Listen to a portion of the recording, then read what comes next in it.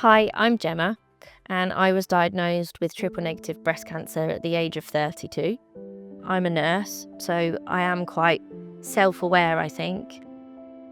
And I just noticed a lump, and my GP just said, go away, see what happens in a couple of weeks, come back if you are concerned.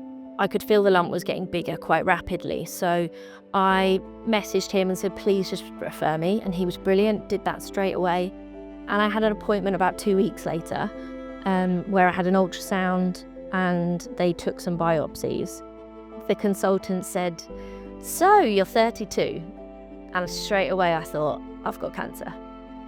Initially they said I was stage 1, actually I ended up being stage 2 and grade 3, which means it's kind of the most aggressive form of cancer.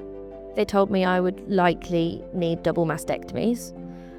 I met with a plastic surgeon, and the options he gave me, none of them really felt like an option that I was comfortable with. I didn't like the idea of implants and just putting anything in my body that wasn't natural. And so I was considering a DIEP procedure, which is a really invasive procedure. But they said that I wouldn't be able to probably be pregnant. And I was so poorly at the time, I think, I'd been on chemo for 6 months at that point, and I decided that having reconstruction just wasn't the right option for me at that time. So I'd made the decision to stay flat, which I found quite empowering actually. But then literally weeks before my surgery, my genetic information all came back from all the testing that they'd done, and I wasn't a carrier for a BRCA gene. And so they kind of threw a curveball in there and told me that I could have a lumpectomy and keep my breasts.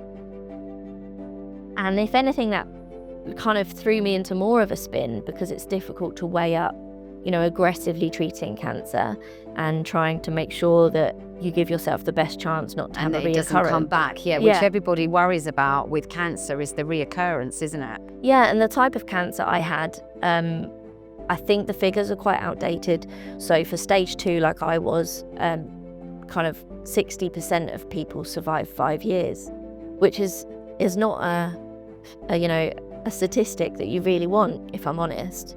So I had a single lumpectomy. So single lumpectomy, and they call it a wide local excision, and they also did a sentinel node biopsy to take some of my nodes from under my arm.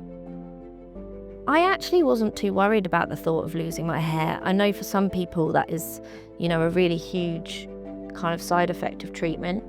I decided to have a Brave the Shave party, which initially I thought would just be my friends who have children, to try and make sure that the children didn't feel frightened of me losing my hair. I think that was a big worry for me.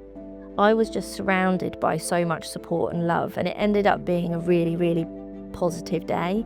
I think if I'd done it in private, I would have found it quite emotional. I had lots of friends who actually reached out and said, I've been checking myself, I wasn't breast aware, and I've actually had a couple of friends who unfortunately have found that they have breast cancer. So that's something positive I've done with my experience, is hopefully helped them and helped them to get an earlier diagnosis and a better prognosis and outcome.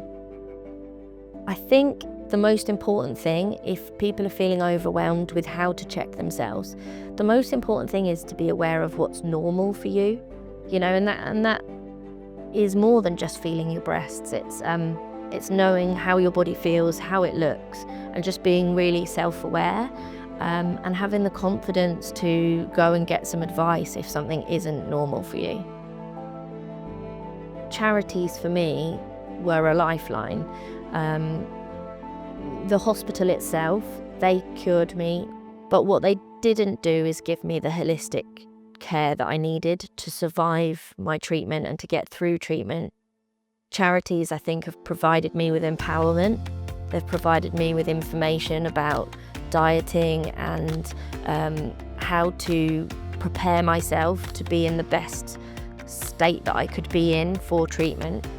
And I think charities have provided me with a family of like-minded people. It makes you feel like you aren't alone. Being able to have joy during treatment wasn't something that I expected, and that's what charities have brought to me. The Pink Ribbon Foundation has funded so many of the charity projects that supported me and my family through my cancer diagnosis. So coming to Cambridge on the 21st of September, and each duck is racing to improve the lives of breast cancer patients, which is so important. And, you know, being able to adopt a duck for £5 that is going to race on the river in Cambridge, which is such a prestigious and beautiful venue, and something that I think people from Cambridge are really proud of, is going to be such a special event.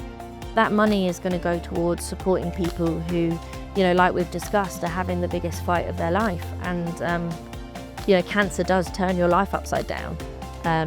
So the support for them is so important and so needed.